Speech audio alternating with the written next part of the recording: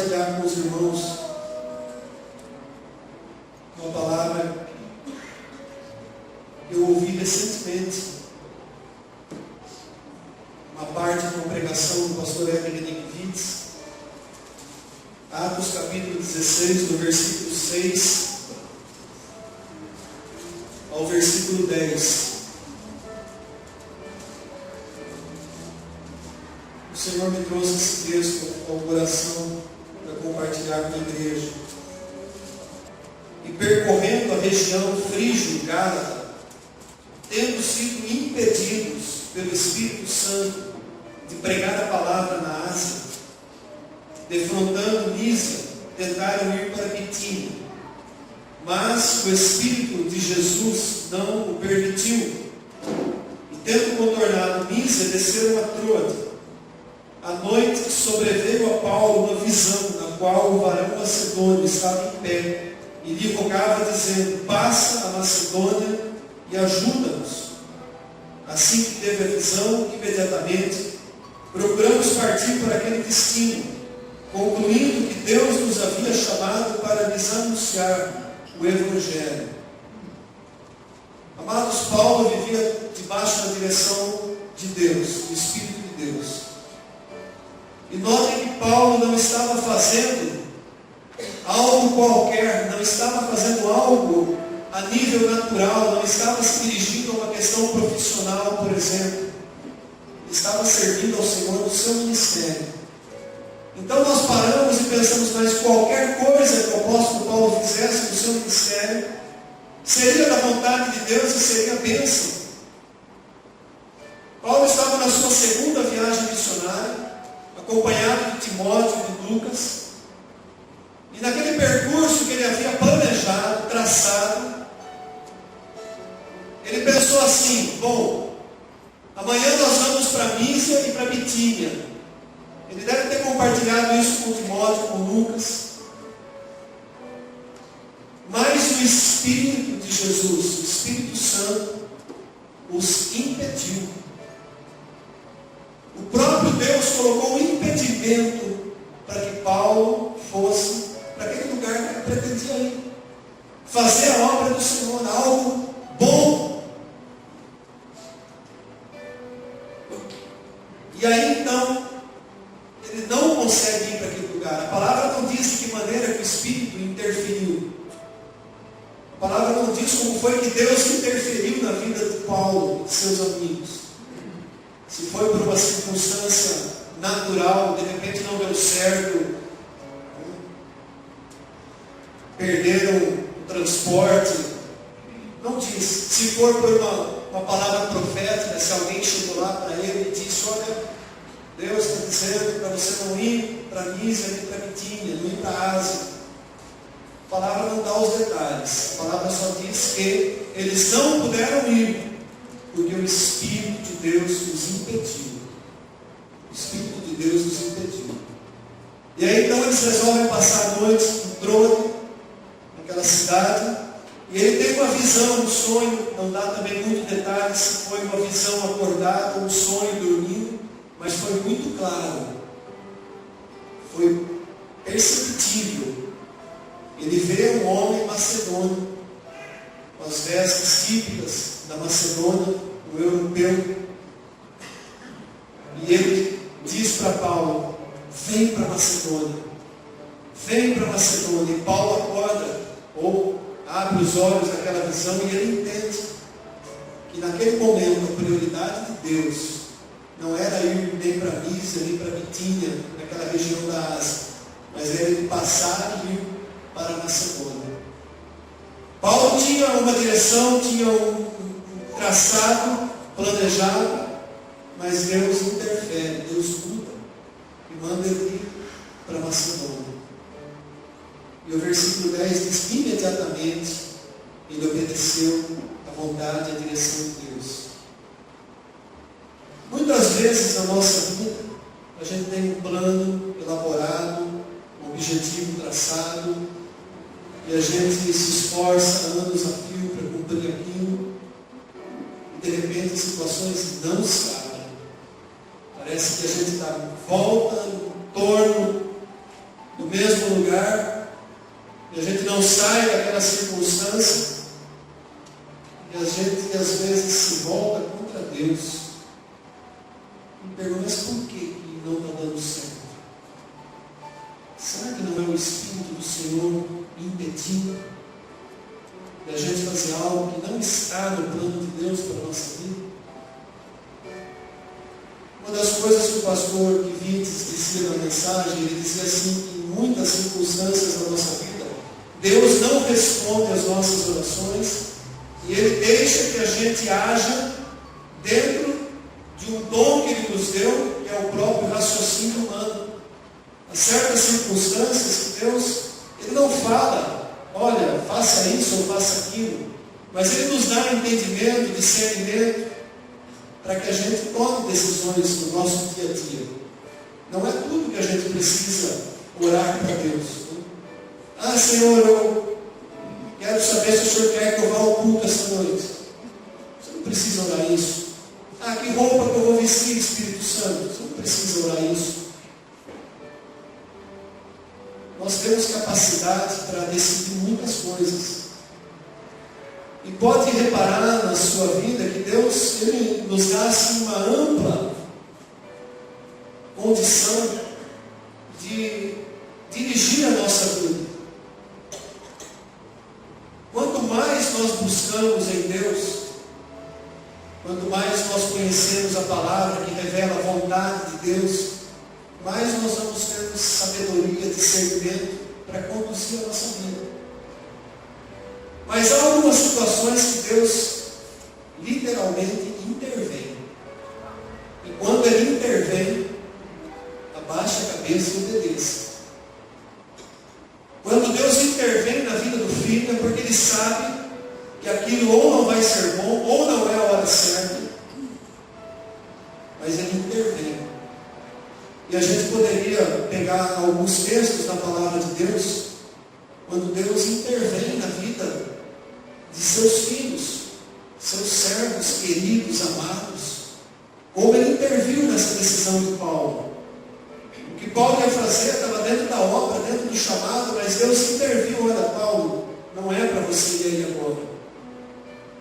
Talvez na terceira viagem missionária, mais para frente, ou na volta, agora você vai para Macedônia. Muitas vezes Deus nos remove de um lugar onde a gente está tendo sucesso, está indo bem, e Ele nos leva para um lugar onde a gente tem que começar tudo de novo. Felipe estava pregando em Samaria, convertendo multidões, ministério explodindo.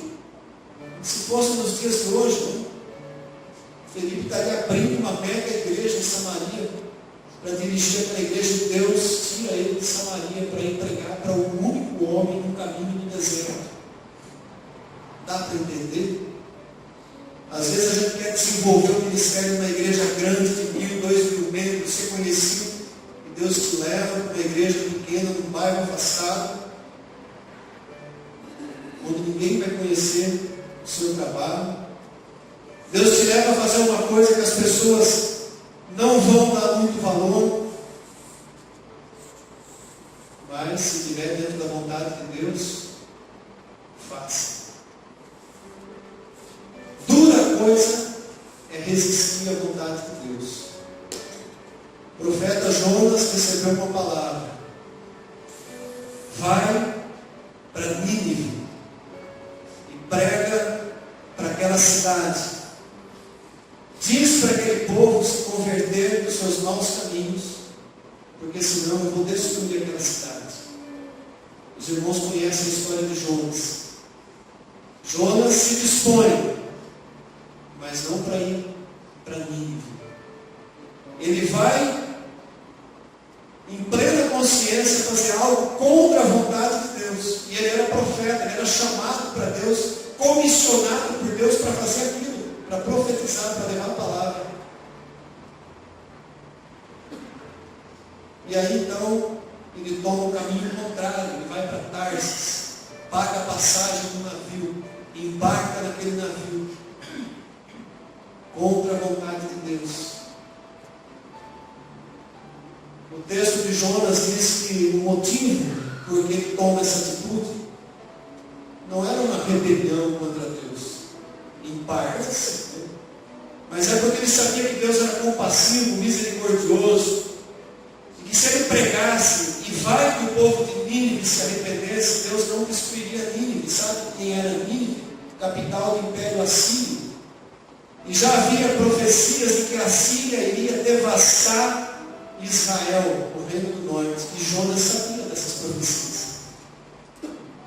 A gente não deve culpar Jonas, porque no seu amor patriótico, ele foge de pregar para Nínive, no intuito de que o juízo de Deus caísse sobre aquela cidade, capital da Síria, e Israel fosse poupado. Mas Deus já havia profetizado por Jeremias, por vários profetas, que não seria poupada a nação. Jonas sabia disso, ele era contemporâneo daquela época. Assim como Paulo chega a dizer que preferia ele ser maldito para que o povo judeu fosse salvo. Mas não é possível a gente tomar o lugar do outro. Jonas foge de obedecer à vontade de Deus, para que talvez aquela cidade, não recebendo a palavra, pudesse se converter. E a gente sabe o que aconteceu com ele. Entra no navio, vai para o porão, dorme, pesaroso da sua atitude, sabendo que ele estava indo contra a vontade de Deus. O navio entra numa tempestade que Deus providenciou. Coitado daquele dono do navio, não tinha culpa nenhuma de vender a passagem para Jonas. Né? Coitado daquele homem. Aí chega no momento em que é revelado, eles tiram sorte. Né? Azar de Jonas, a sorte cai sobre ele. Olha, esse aqui está o culpado. Eles pegam Jonas, chacoalham ele e dizem: o que foi que você fez? E Jonas abre e conta tudo. Olha, eu estou fugindo do meu Deus. E aí eles clamam ao Deus de Jonas, a Elohim. Muitos daqueles marinheiros se converteram ao motivo. E aí a única solução era: joga Jonas no mar. Jonas sabia que ser jogado ao mar significava morte. Mas ele não hesita, ele diz: olha, pode me jogar, eu sou o culpado mesmo. Quando ele foi lançado ao mar, ele não sabia o que é que Deus ia fazer. Ele acreditava que ele morreria afogado no meio daquela tempestade. Mas Deus providencia algo tremendo. Coitado daquele grande peixe que foi obrigado a engolir Jonas. Ficou com indigestão 3 dias e 3 noites. Jonas ali no estômago daquele grande peixe, até que ele foi vomitado para fora, vivo. E aí Deus fala a segunda vez com Jonas. As mesmas palavras: dispõe-te, vai para Nínive e prega. E aí Jonas foi. O resto da história os irmãos conhecem. A cidade se converteu. Deus estendeu mais uma geração para aquela cidade, até que uma outra geração recebeu o juízo de Deus. E a cidade depois foi destruída. Mas naquela geração, aquele povo foi salvo. E eles não criam no Deus de Jonas, mas naquele momento eles creram. Não adianta ir contra a vontade de Deus. Não adianta. Elias vai e se esconde na caverna. Não era a vontade de Deus. Não tinha acabado o ministério de Elias. Ele estava fugindo, amados. Fugindo. Um homem poderoso, profeta de Deus, fazia cair fogo do céu, matou 850 sacerdotes de Baal do poste ídolo, 401, 450 de outro. Fez uma limpeza, restaurou o altar de Deus em Israel. Levou o povo a decidir a quem iria servir. E de repente Elias recebe uma afronta do inferno através de Jezabel e ele foge. E aí Deus tem que intervir naquela decisão de Elias. O que é que Deus fez? Vai buscar Elias na caverna. Deus vai lá e tira Elias da caverna. E ainda dá mais 3 missões para Elias cumprir. Não tinha acabado o ministério de Elias. Ainda tinha coisas para ele fazer. Muitas vezes, quando tomamos o rumo errado, Deus precisa intervir na nossa vida. E a gente precisa estar atento quando Ele intervém, para compreender qual é a vontade de Deus. Jesus havia sido crucificado, havia sido sepultado. No primeiro dia da semana, as mulheres vão de manhã no túmulo. Cadê o corpo de Jesus? Sumiu, roubaram. Precisa um anjo de Deus aparecer e lembrar elas das palavras que Jesus havia dito e ordená-las a dizer aos discípulos. Os discípulos ouvem a palavra, correm de novo para o sepulcro, compreendem que Jesus havia ressuscitado, mas estavam ainda confusos. Muitos outros discípulos, sabendo que Jesus havia sido sepultado, debandaram, cada um voltou para a sua cidade e foi para o seu canto. E 2 deles estavam indo para Emaús, saindo de Jerusalém. Eram discípulos de Jesus, não tão famosos quanto os 12, mas eram discípulos de Jesus. E eles estão indo para Emaús, tomando o caminho errado. Não era para sair de Jerusalém. Eles deveriam ficar em Jerusalém. E aí o Senhor intervém. O próprio Jesus, ressurreto, começa a andar com aqueles 2 homens. Eles não reconhecem Jesus. E Jesus puxa uma conversa com eles. E eles se espantam. Mas será que você é o único aqui em Jerusalém que não sabe o que aconteceu ao profeta Jesus, ao homem de Deus poderoso, operava milagres? Você não sabe o que aconteceu? E aí eles falam por cima o que tinha acontecido. Jesus ouve pacientemente a conversa dos 2, e aí Jesus fala. Jesus começa lá nos profetas, ensinando aqueles 2 que tudo tinha que acontecer. E o Messias tinha que passar por tudo isso. Porque o Senhor amava tão profundamente aqueles 2 discípulos que interveram na decisão errada deles. E aí chega no dado momento, eles param para comer alguma coisa, e Jesus pega e parte o pão. E aí eles reconhecem que aquele que estava andando com eles era o próprio Senhor Jesus. Agora notem uma coisa. O coração deles ardia enquanto Jesus falava, mas ainda assim eles estavam indo para o caminho errado. Muitas vezes nós estamos na igreja ouvindo uma pregação, nosso coração está ardendo, a gente está entendendo o que Deus está dizendo, mas ainda continua indo para Emaús, indo para o caminho errado, porque a nossa obstinação é maior. Então, quando o coração está ardendo, porque Jesus está falando alguma coisa, para, pensa e busca a direção de Deus. Se eles tivessem ido embora, não tivessem voltado para Jerusalém, se ajuntado aos demais discípulos, 50 dias depois, eram 120 discípulos que estavam orando no cenáculo. E o Senhor envia o Espírito Santo naquele dia de Pentecostes, inaugura a igreja, e todos aqueles que ficaram em Jerusalém aguardando receberam poder sobrenatural de Deus. Já pensou se tivessem ido embora e não voltaram? As nossas decisões nos comprometem. Quando nós tomamos decisões sem a direção de Deus, nós podemos perder bênçãos que o Senhor tem reservado para a nossa vida.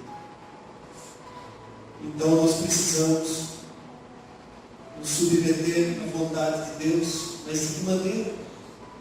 Que jeito que eu vou saber o que Deus quer da minha vida?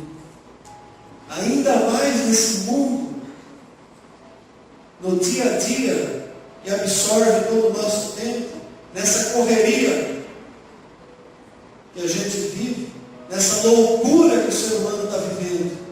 Loucura. Porque não para nem para comer uma refeição de uma maneira decente. Loucura. Porque não tem tempo para sentar e conversar com o filho. Loucura,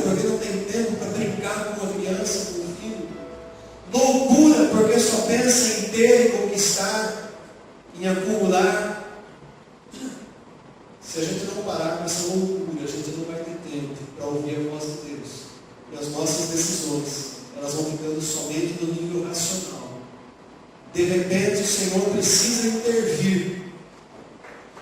E às vezes a nossa dureza de coração ficou tão grande que a gente não compreende quando o Senhor está intervindo, quando Ele está impedindo da gente fazer uma besteira, quando Ele está mostrando algo para a gente, um caminho, uma direção, e a gente está tão cego, porque não tem intimidade com Deus, porque não tem esse tempo de qualidade na presença de Deus. Não recebemos respostas de orações. Bom, primeiro, talvez porque não oramos, porque não perseveramos na nossa oração, e porque não temos tempo para ouvir as respostas de Deus, porque o Senhor continua falando, Ele continua falando. Muitas vezes Ele nos permite tomar as decisões, mas em certas situações Ele intervém para o nosso bem. E isso é privilégio de filhos.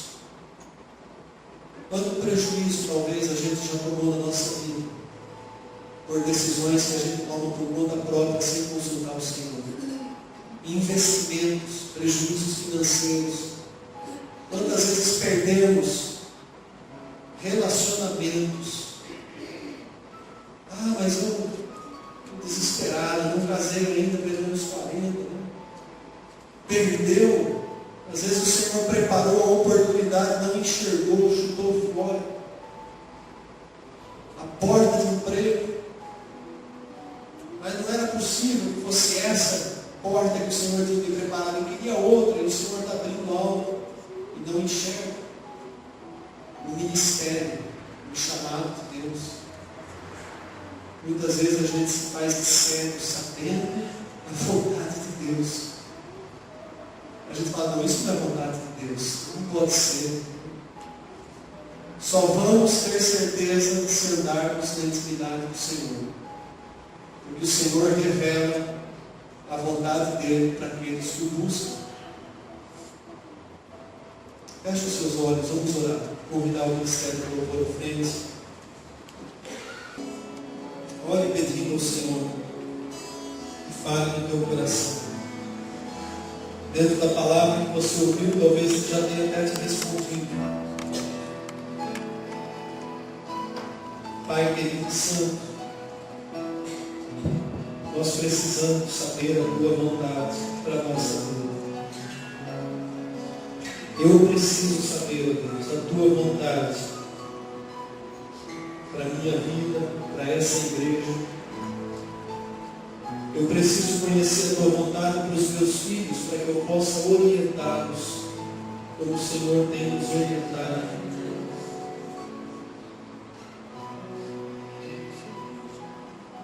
Fala ao nosso coração, Senhor. Que o teu Espírito venha nos dar direção nessa noite, nessa semana, nos dias que virão. Que o Senhor nos dê o teu conselho. Instruir-te e te ensinarei o caminho que deve seguir, e sob a minha vista te darei um conselho. Não sejais como o cavalo ou a mula, que com cabreços precisam ser dirigidos. O nosso coração, ó Deus, seja quebrantado para compreender a tua vontade. Os nossos olhos sejam abertos, os nossos ouvidos, que as nossas decisões sejam conduzidas pelo teu Espírito em todas as áreas da nossa vida, espiritual, natural.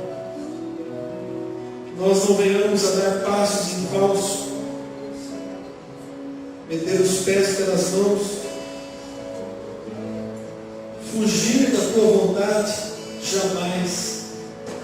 Pai, eu sei que o Senhor não desiste de nós. A tua palavra diz que a tua destra é fiel. Toma-nos pela tua mão e nos conduz. Não deixe que os nossos pés vacilam, nós precisamos de Ti, precisamos saber a Tua vontade. Como criança que o Pai toma pela mão e conduz, assim nós pedimos humildemente ao Senhor, toma-nos pelas mãos e nos conduz. Não há nada melhor do que ser guiado pelo Teu Espírito. Assim eu oro por mim e pela Tua igreja nessa noite, em o nome do Teu Filho, nosso Senhor e Salvador Jesus Cristo. Amém. Aguarde e receba do Senhor, e não desista de buscar e de ter esse tempo de intimidade na presença de Deus. Nós vamos nos colocar em pé e vamos adorar o Senhor com o canto.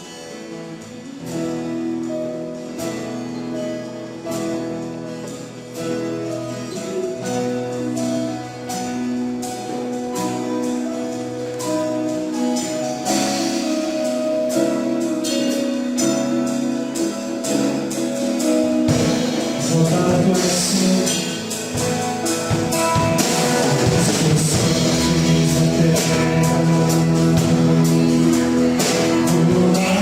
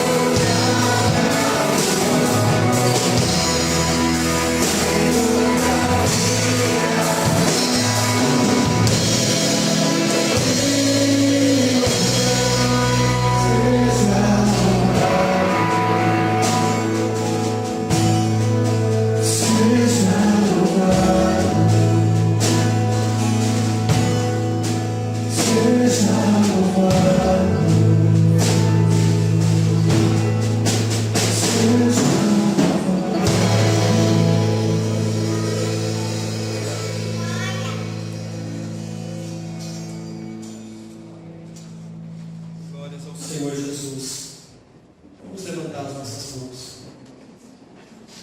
Que a graça e a paz do Senhor Jesus Cristo, o amor do Pai e a comunhão do Espírito Santo permaneçam conosco.